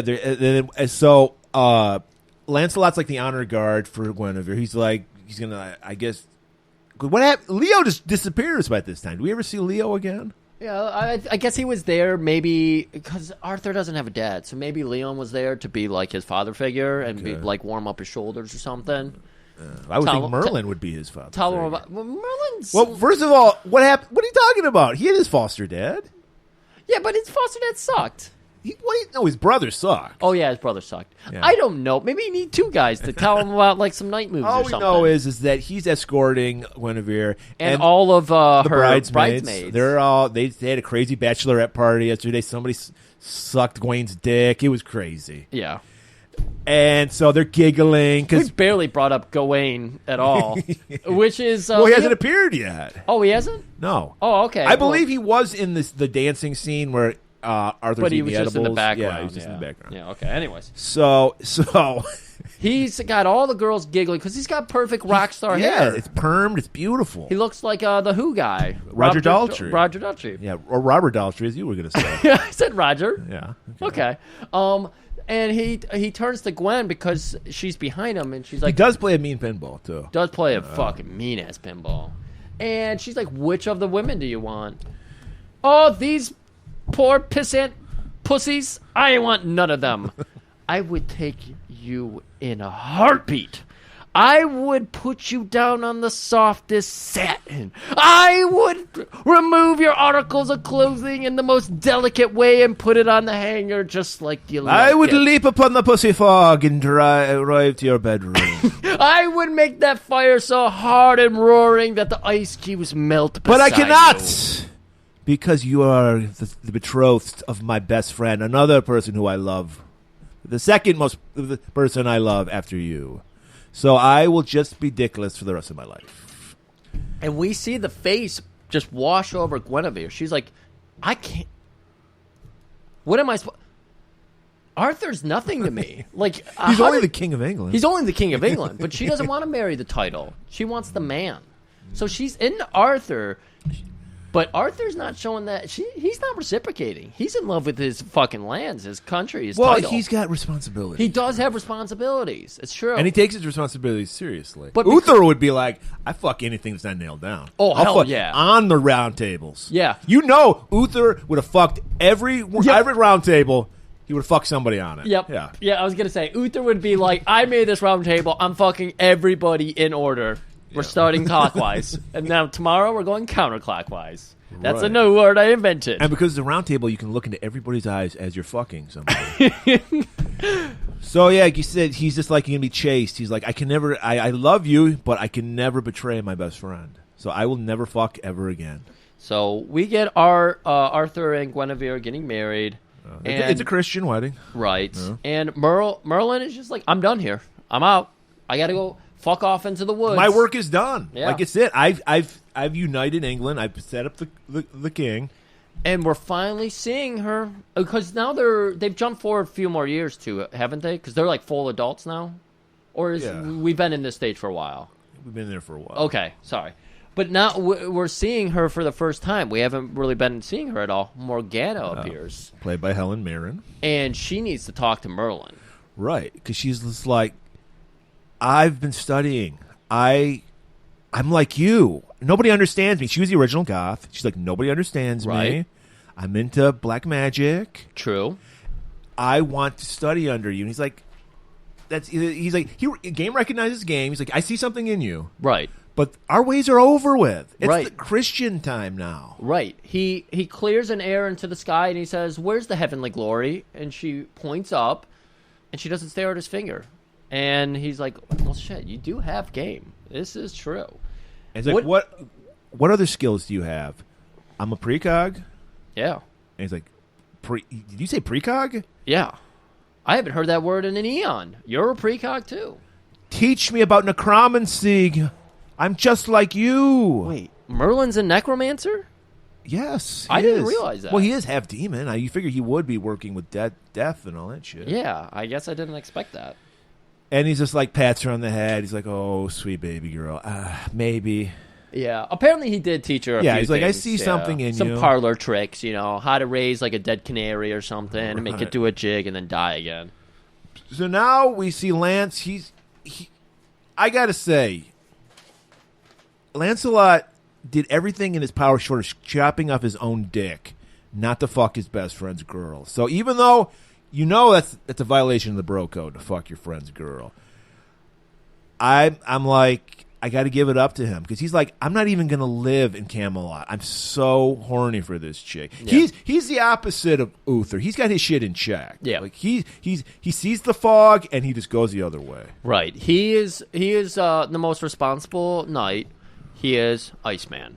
Right. Exactly. And he, unfortunately, is on ice. Right. So he is riding off. He's like, I can't be anywhere near her because Right.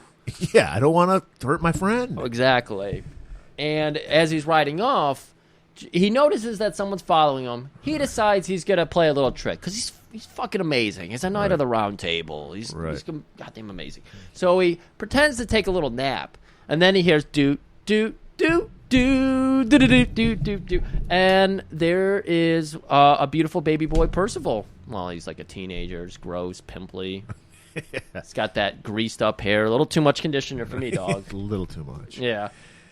He's going to try to rob Lancelot at knife point.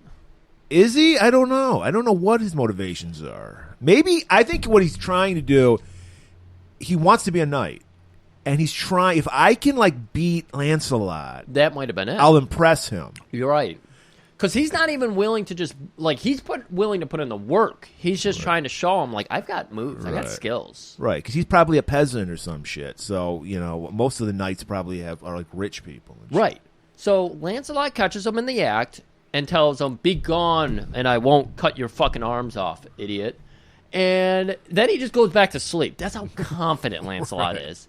Wakes up 2 hours later, and he smells a beautiful rabbit stew. And this gave me a little too it reminded me too much of that movie we did a few weeks back.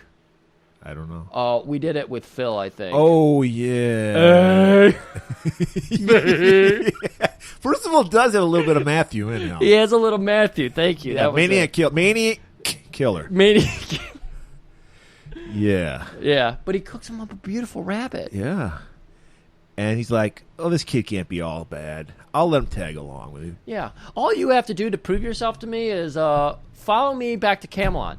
It's 25 miles. You have to run it. No, he doesn't do that. He says, get up, hop up on the horse. And he's like, no, I'm going to earn it. Oh. Yeah. Because Lancelot's like, we're 20 miles away. Yeah. And he's like, I'm going to earn it. Now, that was a Matthew trait. Matthew could run for 25 miles, too. Right. So, this might be Matthew. So Lancelot shows up. Everyone's like, Lancelot's coming. Lancelot is coming. The whole fucking castle is a buzz. Oh, yeah. Percival walks in with him, and Kay immediately is like, kitchen. We hear you cook rabbit. Get to the kitchen.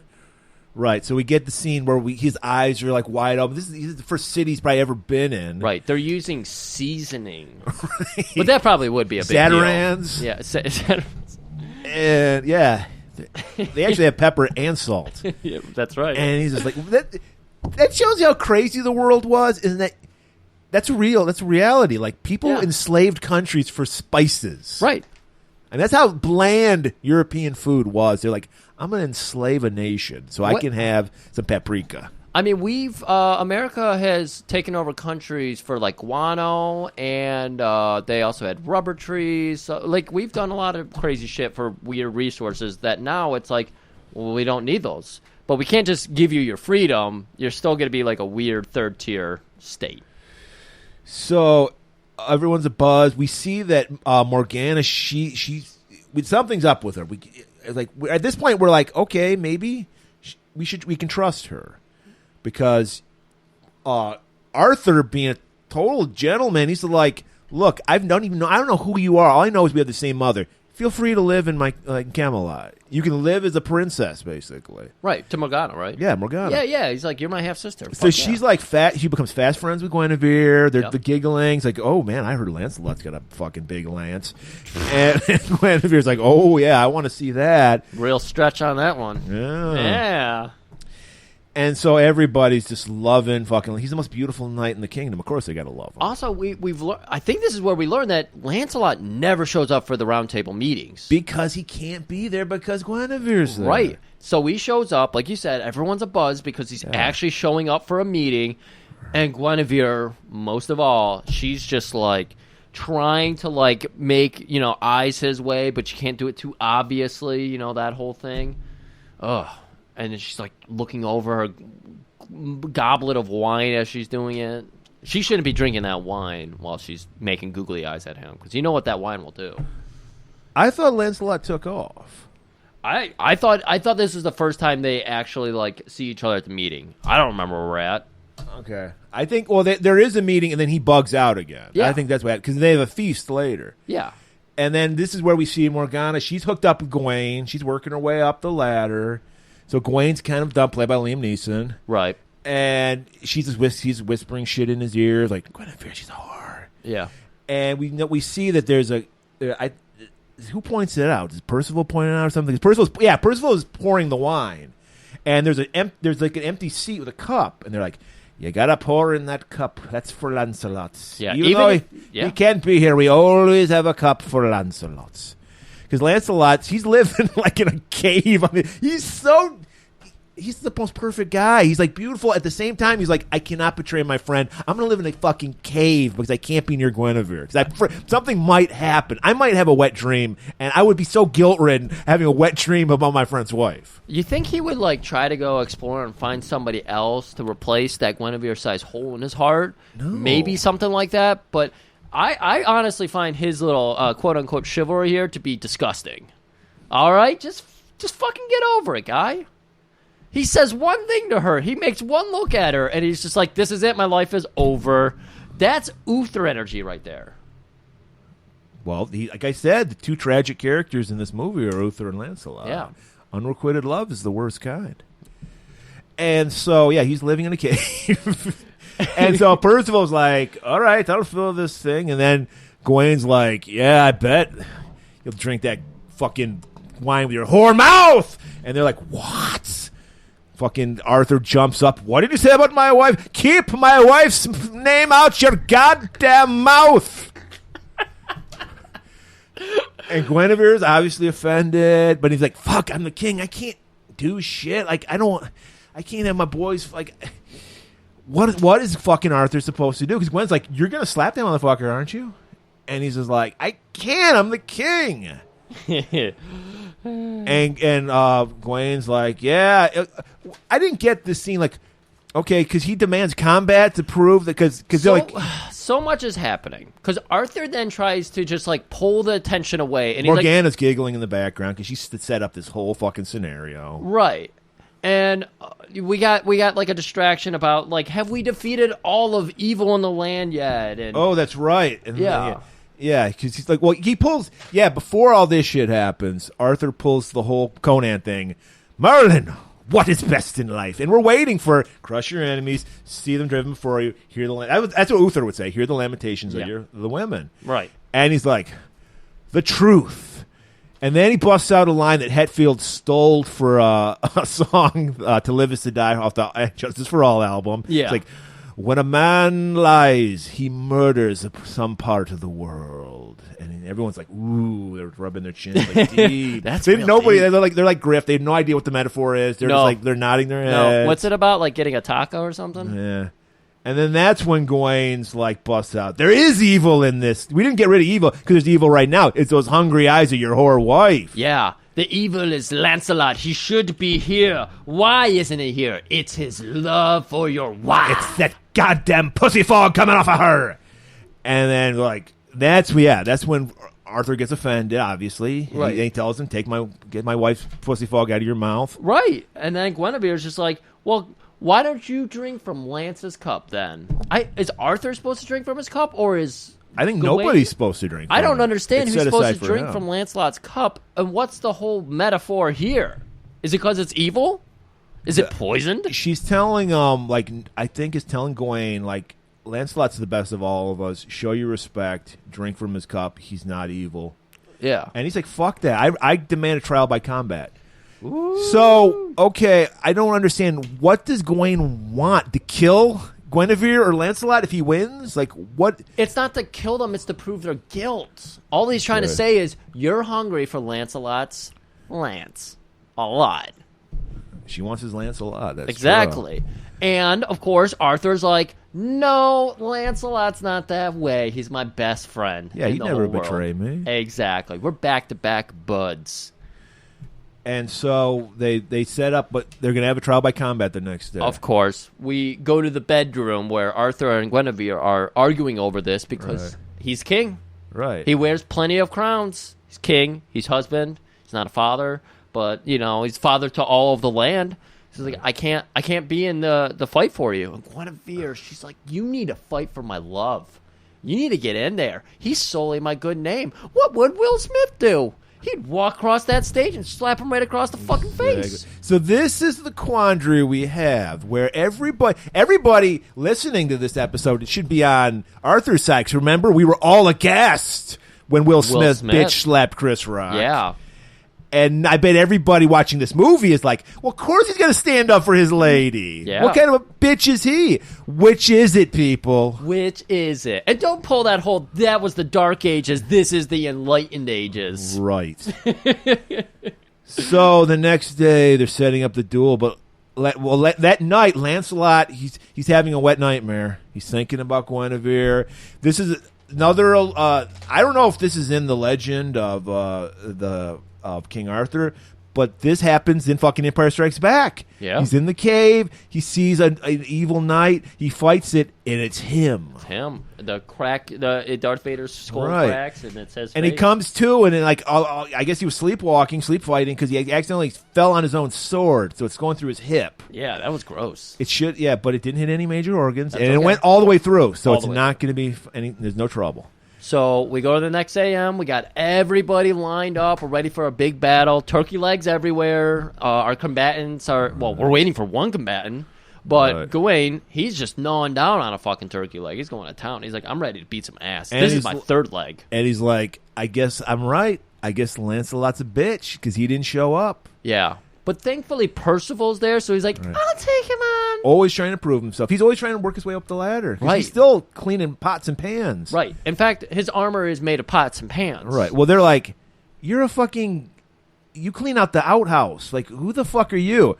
Well, a knight has to fight in a duel, and Arthur's like, light bulb goes off. I got a way out of this quandary. Yep.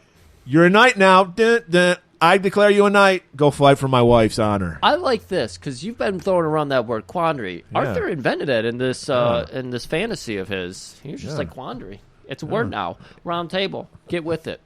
He's like the original Shakespeare is what I'm trying to say. Yeah, he's better than Shakespeare. And there's going to be some spears being shaken in this duel. Because he leaps off the balcony, lands on a horse. He's got that down. He doesn't have any armor, though. That's right. Doesn't earn that yet. But he's still ready to fight for the honor of the queen. Right. And just as the hanky's about to drop, because it's like a drag race. They drop a hanky. Yeah, of course. And that's how that's how you begin your combat. Lancelot arrives. You hear someone shout, "Lancelot's coming!" There he is in that beautiful shining armor. But it's not so beautiful because there's blood, because he still has that wound. He's weak. Because we know he would take Gawain out no problem. Right. Yeah. 100%. Right.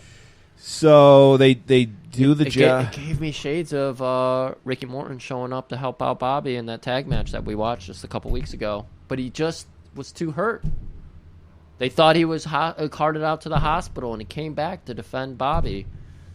But he just didn't have enough, and he got double teamed. One person gets what he's saying, and it's me. So, yeah, that metaphor is kind of bad, Griff, because nobody knows what we're talking about. Sure.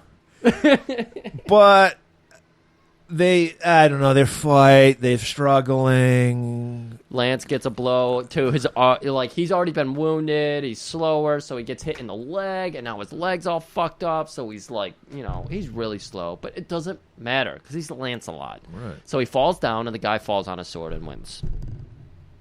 That's not how he won, but I don't remember how he won. He demands that Gawain give up, and he eventually bitches out and gives up. Right. And he's still so offended by what he accused, because he's been going fucking all beyond shit not to fuck Guinevere. So he's like, you're just assuming I'm fucking Guinevere? Yeah. So he's pissed. So he almost tries to kill him after he even gives up, but he collapses from blood loss and right. everything. So now we got he's laid up. Merlin's looking over him. He's like, Merlin, you gotta save him. What can you do? I'll ask anything of ya. Yeah, we got Guinevere there too. Also, this goes through shades to when they were kids. When she was treating Arthur's wounds, she's treating Lancelot's wounds no now. woman likes you when she sews up your wounds. That's right. And he's like, I'll do anything regardless of the cost. And he's like, anal narthrax. He's all right. Don't worry about it. Blows a little fucking wound fog on him. Yeah, a little wound fog. I'm out of here. And then as they're walking away, he's like, Merlin, will I ever have a son? Comes out of nowhere. I don't know why he said that. And he's like, yeah, you will. But beware of enemies in your midst. Very ominous. Very ominous. I don't understand what's so ominous about this, but because it's foreshadowing what's going to happen later on in the movie. That's right. Anyways, Lance, he's going to show up for the feast. This is the big moment. Finally got him there for some dinner.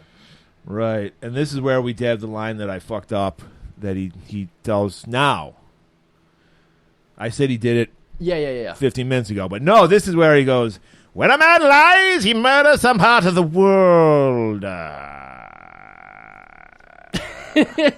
Lancelot's like, all right, I'm good. He takes one bite out of a turkey, like, I get to go back to my cave. Yep. My fucking armor's feeling a little tight, if you know what I'm talking about. Lancelot gets metaphors. Not everybody else in the room got what Merlin was just saying there. So he's like, I'm going to get out of here before they register what just happened. All right. Because he was looking at Lancelot when he said it. So Lancelot takes off. Guinevere follows him to the woods. And they have a nice non-rape, consensual sex. Yeah. And it's beautiful. It is beautiful. But still, on the Swedes scale, I'd give it a 6. It was, I think the beauty of the nature around them. It was almost too beautiful. It was almost too beautiful. It was distracting me from the fucking. Right. So I actually I don't think there was any music playing at all, let alone fuckable music. No, and I it would have been nice if there was a bubbling brook or something. That would have been kind of good. Brook, yeah. A bubbling or babbling? A babbling brook. Either way, I like both. I like a Well, bubbling. they do bubble to make the babble. Exactly. You can't have a babble without a bubble. So yeah, they're romantically banging. Right, and so now apparently, because this is where we get another time jump. We don't know how long has passed because Arthur is just on top of his kingdom talking with Merlin. He's like, "Are they out there still?" I don't know if this is like an hour later, 2 hours, 5 days, 5 weeks. Because Arthur's just like, "Are they out there again?" Yep, they're out there in the fog, fucking it. And he's like, he's cucked, man. He's like, I'm the king. A king can't be cucked. You can't cuck King Cuck. Right. They call me King Cuck. I don't like that. I don't want that. So he goes out to take care of some business. Yeah, he's like, can't you do anything? Can't you make her love me again? No. You gotta do this one on your own, pal. Right. Gotta earn it. I'm out of here. Right. I'm serious this time. The bindle's packed. I'm out. And as he's walking, he's got, I'll tell Morgana, I'm bye, I don't want to give her an Irish goodbye. So he walks in on her. Nobody has rooms. They're just partitioned like fabric. Right. It's just, I guess, is the layout just one big open room and everyone says they're partitions? Right. Because she's got like her, it's basically like Carrot Top's like set up. She's got rubber snakes and all this shit. Yeah, it was really silly. But she's supposed to be this weird necromancer witch type lady. So of course she's got a bubbling or babbling cauldron. This is a bubbling cauldron. Babbling brook, bubbling cauldron. Okay, so this cauldron is bubbling. That's bubbling. She's got all kinds of tinctures and potions happening here, and of course Merlin sees it and he's like, "You're still playing in the cauldron like a child." And, Morgana, she's more sinister than that. She's like, please, tell me your secret. Maybe. He's like, follow me. He apparently has the same, like, dungeon that Maniac Killer had. Yeah. Because there's, like, a door he opens. Then they're in the fucking Bat Cave for some reason. I was going to say, and then they turn up to that Superman cave or the Batman cave. Yeah, like stalagmites, stalactites everywhere. Everywhere. It's dripping wet. You're right. It is very much Superman because they have crystals. They're actually seeing shit. Yep. They're watching the 6 sex scene and the 10 sex scene. Yep. Because she's watching the past and the present. She's seeing her mother being raped while watching Guinevere fuck Lancelot, and she's just like, he's like, I'm going to leave this to you because I'm out of here. I don't need this room. Right, you got to create your own path. And she's just demanding him. I need all the wisdom. I need every inch of your brain in my brain. I don't care if it scolds me.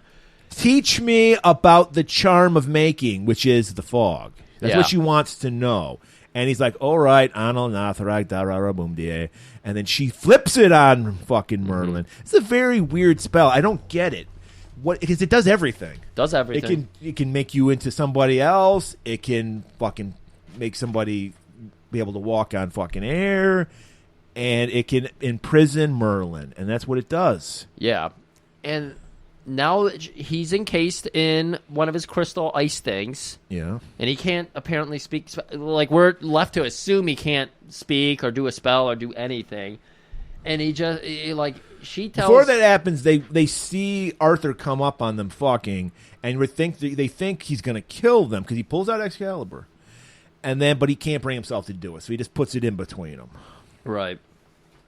So Morgana reveals her mission now, and she's going to go out. She tells him... She does the fucking heel turn right here. You're not a god. I'm going to create a god. I'm going to find one, fuck him, and make the realest god of all gods. Morgana out. Then they cut back to the scene. Lancelot wakes up, realize he's out of the pussy fog grift. He's finally seeing clearly. I can see clearly now. The pussy fog's gone. And he's like, oh my God, I just fucked my best friend's girl. He's going all over. He's doing the cars. He's doing everything.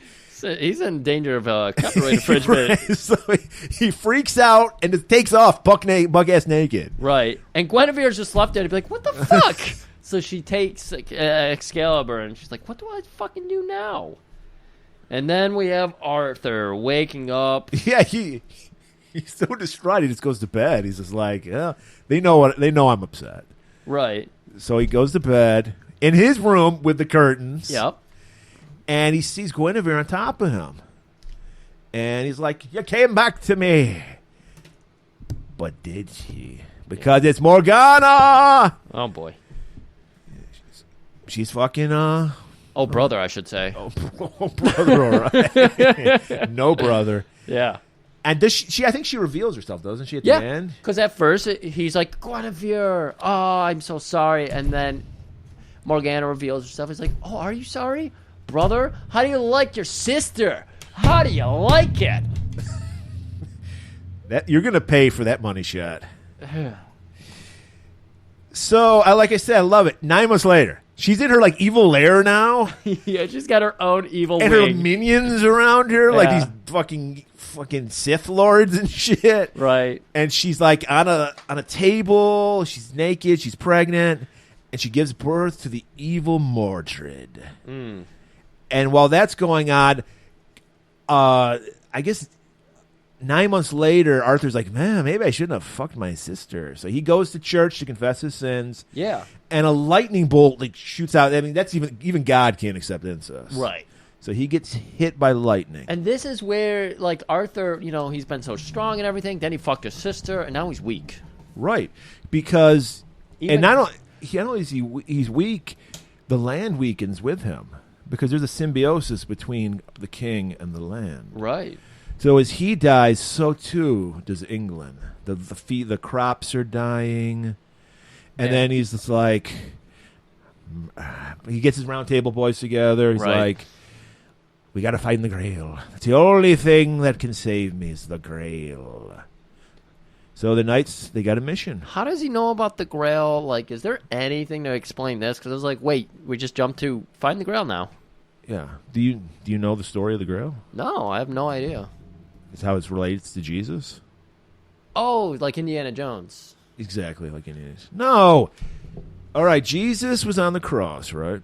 And we all know Jesus had great abs. His core strength was phenomenal. Through the roof. So he wasn't dying. He was like up there for like a day. Yeah. So a Roman soldier came and stabbed him in the side with a spear. That's why he has the cut. And then I believe it was Mary. It could have been Mary Magdalene. Gets a cup and collects his blood in it. Oh. So now if you ever drink from it, you can become immortal like the Last Crusade. And so that Grail is Right. cup So that he Maggie- needs that to rejuvenate himself because he's dying. Okay, this makes sense now. So now is he dying? England is dying. We see our knights out on there with the fields are fucking dried up and shit. Right. I guess we're joining Percival. I thought we found Percival dead, but we're following Percival. Percival is still on his mission. This is 10 years later. They're just 10 years. right. Okay. And he's just wandering the countryside. Because that's the thing. Find the Grail. What does that fucking mean? Right. Exactly. First of all, it should be in Jerusalem. It shouldn't even be in England. There you go. But he's Percival the Pure. He's the most loyal of all knights. Right. So he never gave up, and that's why he's the most loyal knight because he never gave up. Right. So he stumbles on a forest. He sees a horse with they say it was Gawain, but did that look like Liam Neeson to you? They had him fully masked. Well, no, he was totally. They just had like a beard hanging out of a mask, so I don't know Did who he it have was. a mask? He was naked. He had a loincloth on a horse. I did not notice them. And then he goes into this forest. This is a really cool fucking scene. I like it because it's like it looks like a cover of a black metal album. It does. We see tee-hee-hee, and we see it's fucking Mordred now, like a 10-year-old boy with his little Cupid armor. It's Cupid. But he's a badass because he killed all these fucking knights. There's knights hanging from trees. Yeah. And we see crows poking out the eyes and shit. It Very gnarly. Looked really fucking cool. And Percival is led by him into Morgana's new lair because she's got this real creepy outfit now. Right. She's got to be near all the creep for her super necromancy skills. Now, the whole Grail thing confuses me. I don't get it. I'm so confused by this because I think the Grail is there. I think it's an illusion, right? Right. This is very much like Highlander 3. She killed Nankato. Was there nacho cheese in there?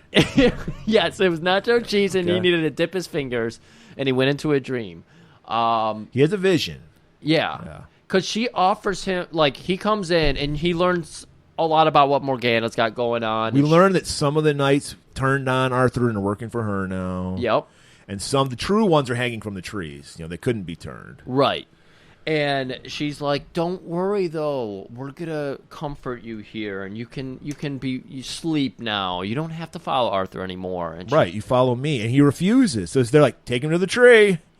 I don't know. He must have, we're talking about Jesus' core strength. His neck strength must be off the charts because he's wearing plate armor, hanging by his neck and not dying. Yeah, it was impressive. And we see, and he's just swinging, and he's having this vision where he's in this, I think it's supposed to be Camelot. Oh, he got hung? Yeah. Oh, I did not realize. He's hanging. I did not realize that. And we see, he's like a drawbridge goes down, and like, who is your master? Or something. I don't remember what the voice said. It's like this godlike voice. And there's like a bad special effect of like the Holy Grail like hovering in the. You know.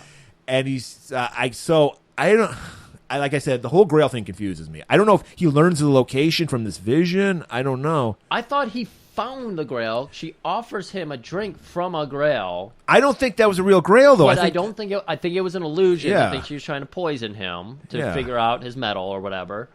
But Well, I think she wasn't trying to poison him. I think she was trying to turn him because he was the most loyal. So that would play in her sick planet plans. right. Because, like, I don't know. It was so weird. So he's hanging, and luckily, luck would have it, there's a knight hanging above him, and he has spurs on his boots. So the spurs hack at the fucking noose, and he falls down and collapses. Okay. So several more years pass. We see Morgana rubbing peck jelly all into the chest of Mordred. Was that how we went into the time jump? Was Yeah. her rubbing her baby boy's chest with all that Right. peck jelly, and then we jump forward. He's now taller than her. She's keeping up the routine. Every night she rubs peck jelly on him, and we see him aging as we do through this. Right. And she says, no weapon forged by man can kill you now, Mordred, because of the peck jelly. Because of the peck jelly.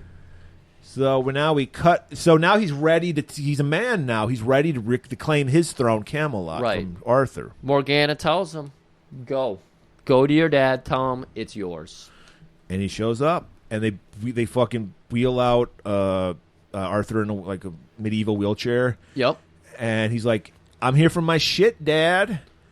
All I can offer you is my love. You cannot have the kingdom. Show me your face. makes him take the mask off. He's got half his face painted. Rub the face paint off, son. I need to see your face. Looks in the eyes of his little demon child, and he's just like, I only have love. No land. Just love. Because he's like, Arthur is basically Jesus. He's the perfect fucking king. Yeah. You know? And then he's like, huh, all right. Well, I'm going to come back here with an army, and I'm going to take this fucking castle. Aren't we following the trilogy into the whatever trilogy we're on for Star Wars too? Because didn't Luke have a son that ended up being a bastard kid? No, fight? No. Not in the movies, maybe in the books or something. I thought Luke's son killed him. No, that was Han Solo's son. Oh, Han Solo and Princess Leia's son. Oh, okay. Yeah. I got that wrong.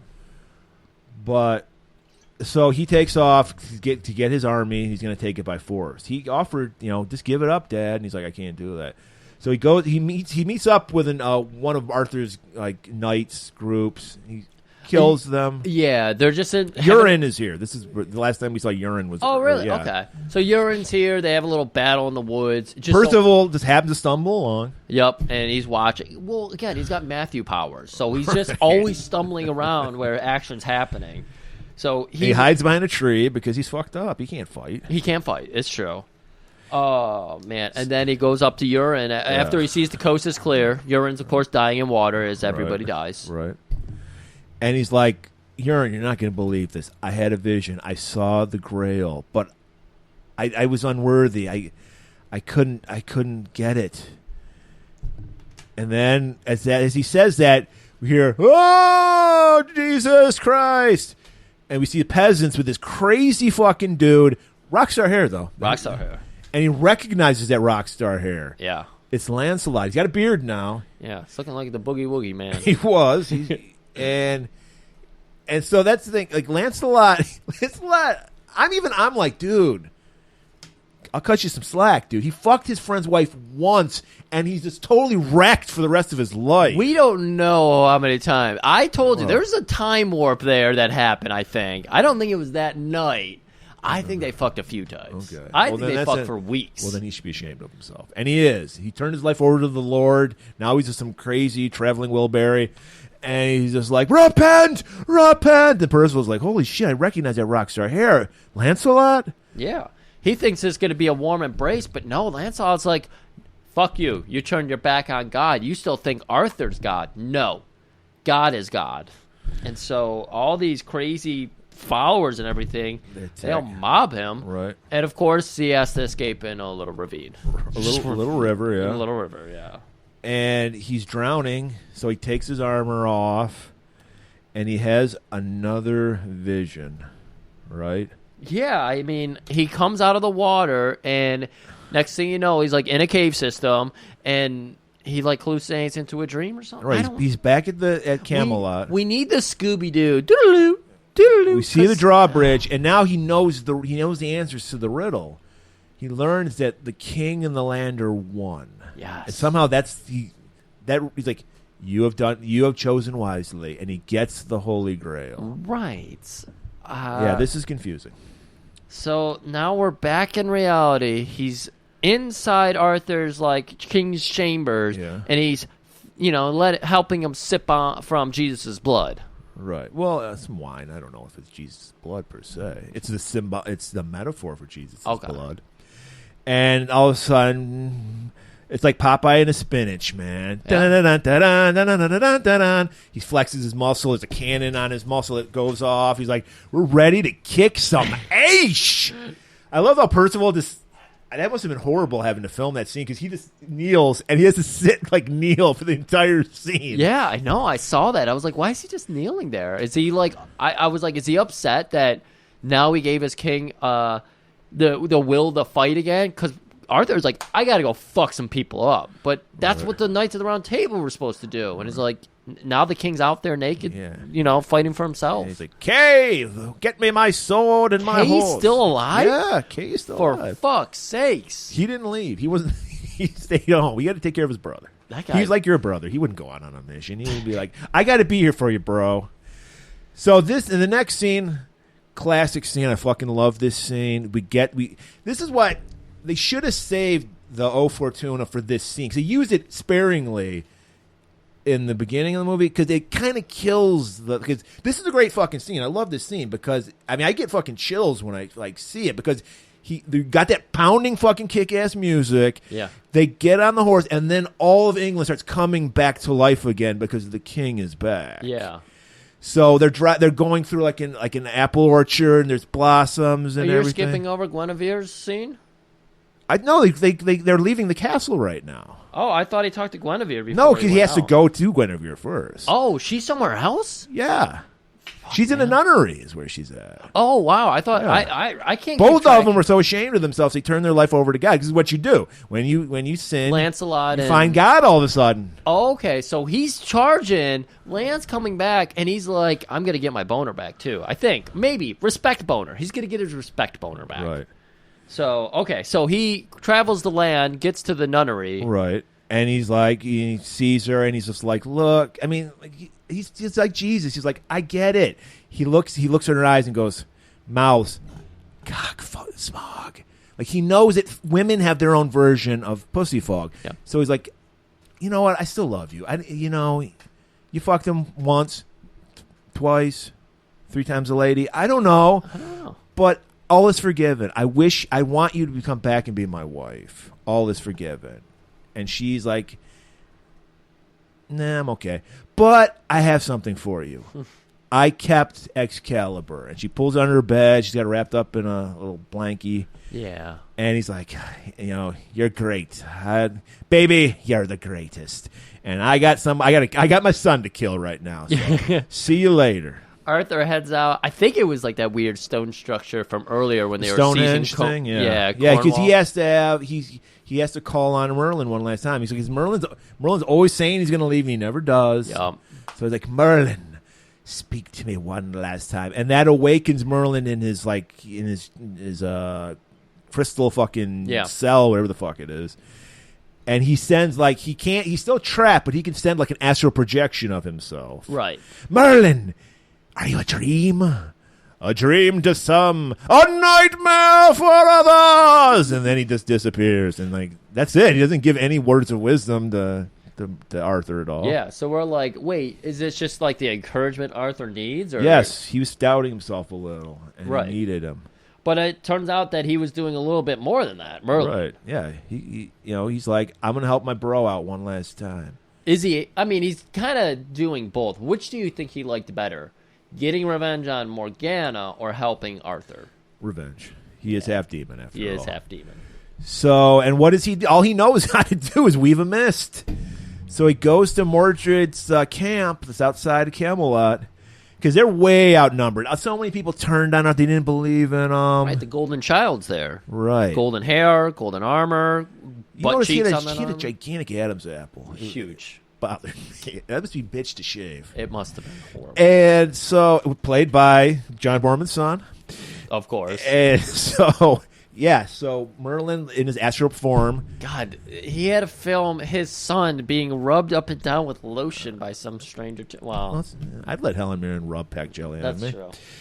And she looked great in this scene. She had this crazy, warrior woman outfit. Yeah. It was hot. Metal, slit up the middle, just kind of combed over the boobs. Yeah. And Merlin's like, of course you had to use spells to keep yourself young and beautiful. You're such a mark for yourself. Yeah. And she's like sleeping. Did he put a spell on her to make her sleep?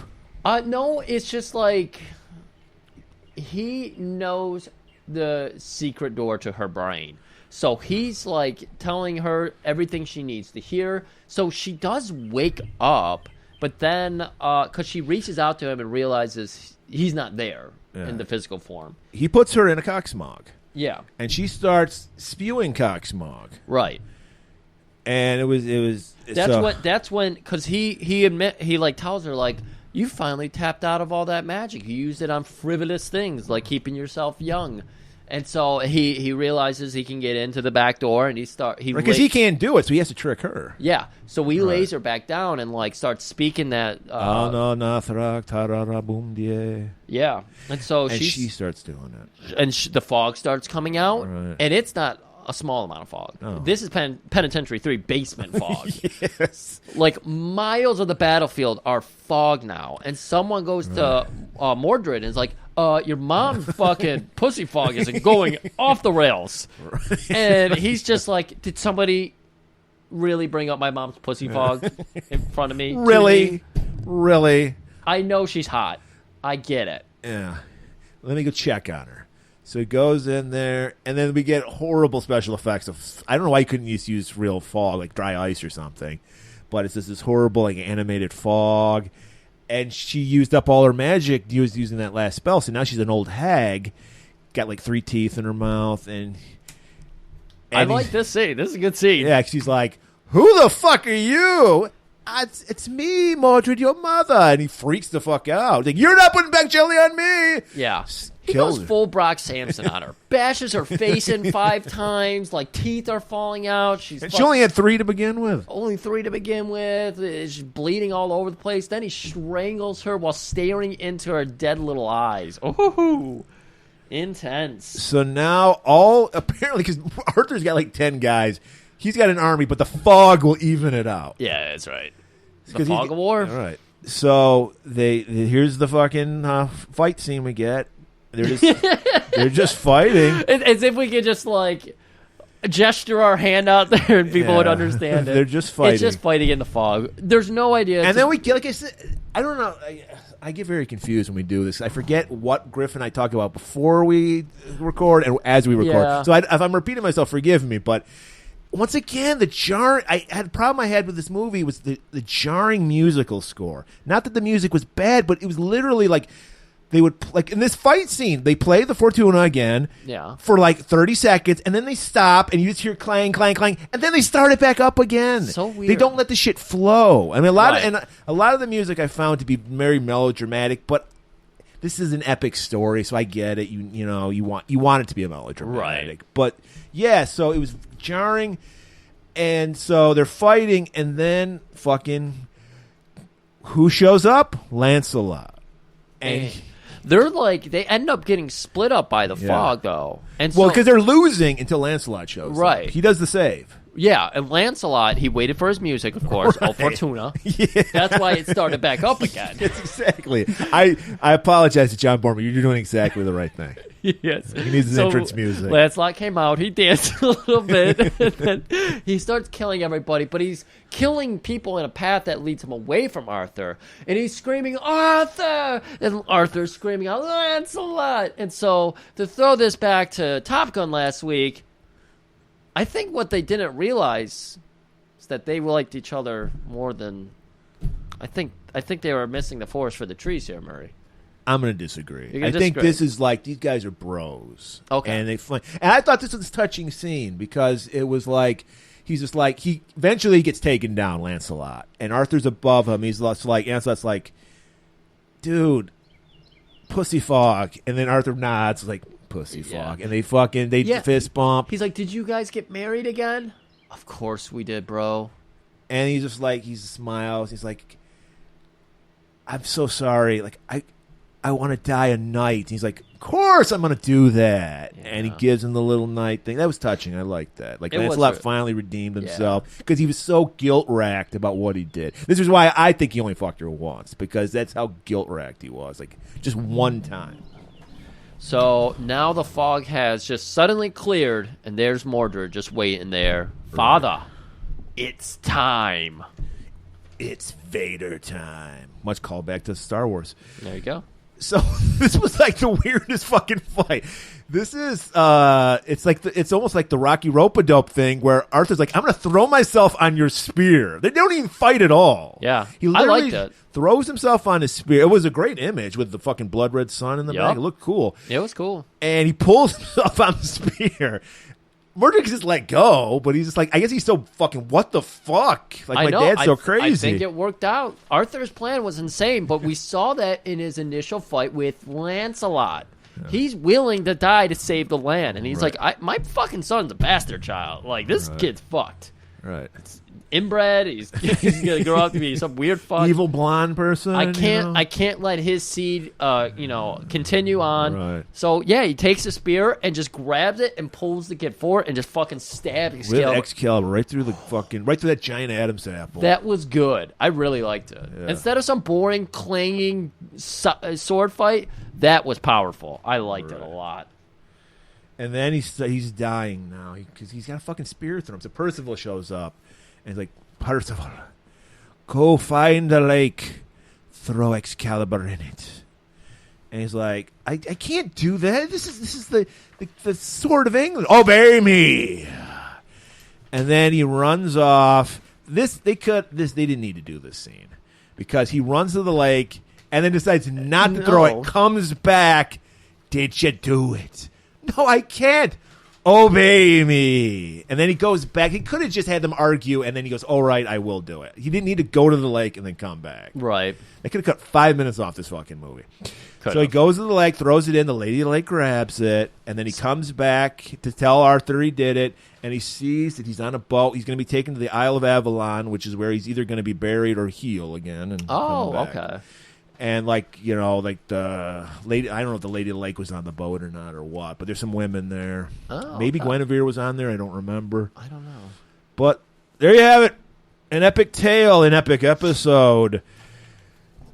I alluded that I'm taking the next 2 months off, not from the show, but from my duties, because full disclosure.